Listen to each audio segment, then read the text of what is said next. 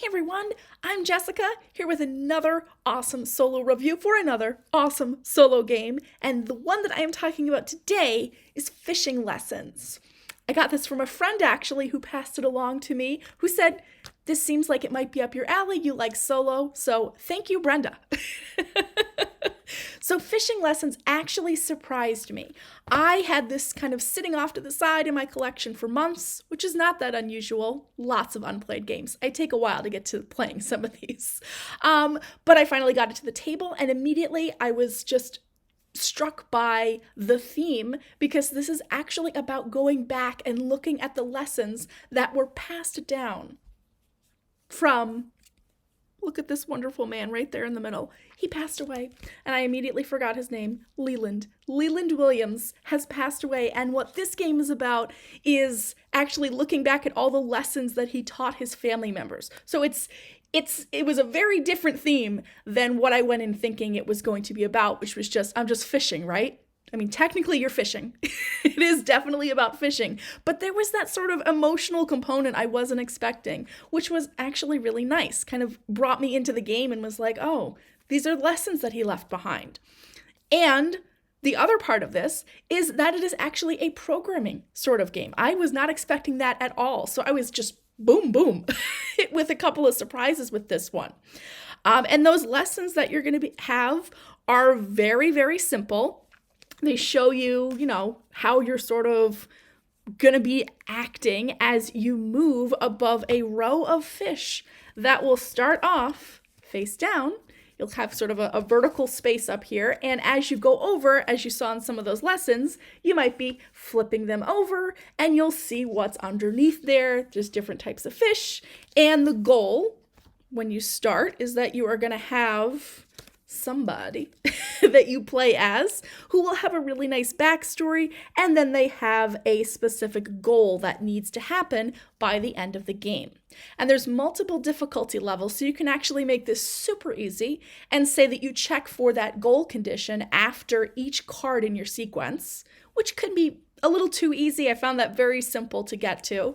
You can also check it at the end of every round after you've run through your sequence, or the hardest level, which is actually really challenging but also fun, is to actually check it after you have used up all the lesson cards.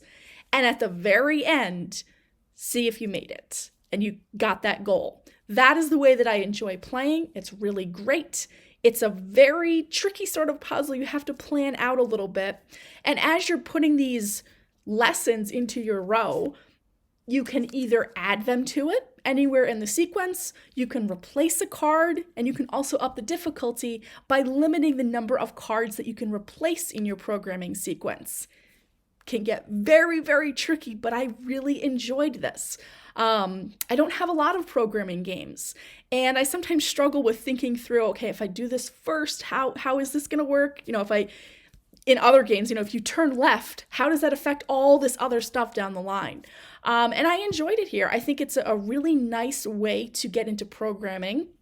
The one downside that this has, but hold on, I'm going to talk about the downside because there is an alternate way to deal with it, is the memory aspect. Because again, you're going to be flipping those cards over with your programming sequence, and sometimes that means that you flip a face-up card face down. So you kind of have to remember what it is. I'm not one who really enjoys memory elements. I'm sure there are people who enjoy it, in which case, play as is, no change needed.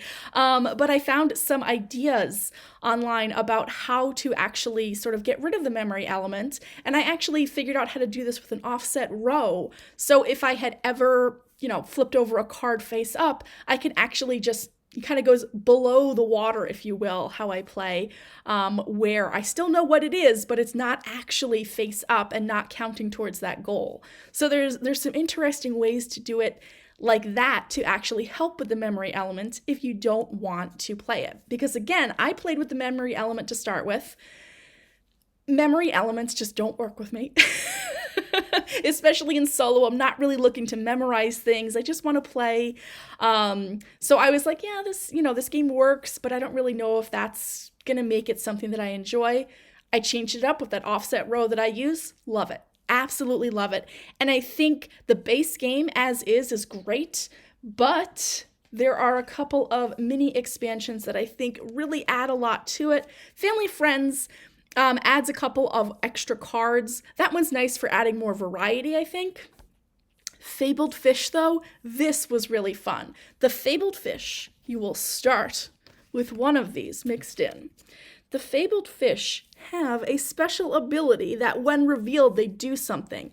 And these are typically not great for you. They're kind of like surprises that happen and you're not expecting them. So you kind of want to, as you're flipping over cards, you're probably going to come across a Fabled Fish, but you then have to kind of figure out, all right, I probably don't want to trigger that again, or if I can trigger it again, it needs to happen in this exact sense. One note about the Fabled Fish expansion, if you have an earlier print of it, note that there is, oh no, which one is it? There's one. I believe it is the Alligator Gar card. There's actually a replacement for that. That is not the correct ability. It's very easy to just, there's, I believe they offer replacement cards, but there's also just a very easy way to say, oh, it's really supposed to be this. So not a big deal, but something to note that there is a little bit of a difference there.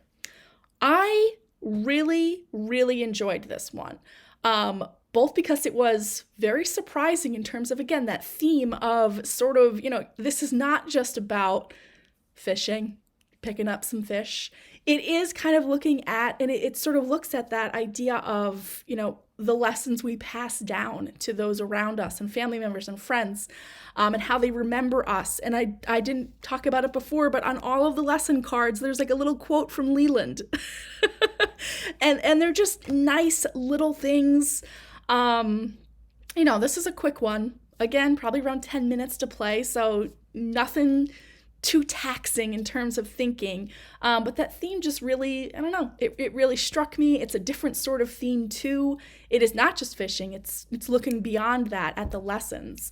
And then also the whole idea of it being a programming game. I did not expect that at all. And being able to sort of plan out those moves and use the different lesson cards, and especially because not all of them will be used, so you don't know exactly what's going to come up.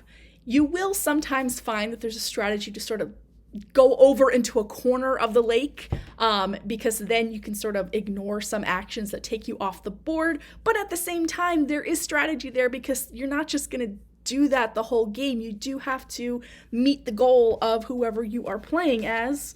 And they do a nice job of having double-sided cards. So you have, this is with the expansion, but it's not just 4 family members or friends. It's 8. So lots of variety there. And yeah, this one is just, it's very, very nice and kind of made me think beyond the game, which I always appreciate when I can, board games teach us a lot, and they bring in a lot of different elements of life, and this was just a really nice way to be reminded that there are lessons. There are lessons that we will pass down to others and how we'll be remembered. Maybe out on the lake, maybe not. But in any case, that again is Fishing Lessons, and yeah, had a great time with this one, and I recommend it as something, especially if you want to get into programming games, or if you potentially saw that it had a memory element and were interested in it. There is very easy way to, or ways, there are other ways to sort of get around that memory element and just really enjoy the game. So as always, thanks so much for watching. Hope you get some fun and thoughtful solo games to your table soon. Thanks. Bye.